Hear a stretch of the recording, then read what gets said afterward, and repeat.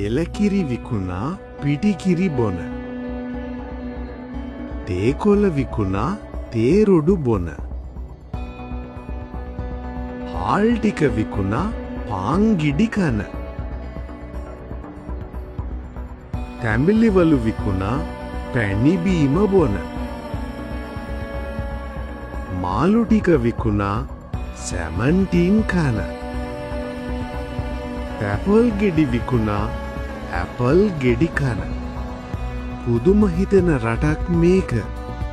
ස්වභාවික දේවල් රටපටවලා රටට ගේන ඩොලර් වලින් බෙහෙත් පෙති ගිලලා ලෙඩ්ඩුන්ගෙන් පිරි අනාගත පරපුරක් හදන්නද කල්පනාව. නිරෝගීමත් පරපුරක් ශක්තිමත් රටක් ගොඩනගන්න මීට වඩා බුද්ධිමත්ව සිතමු.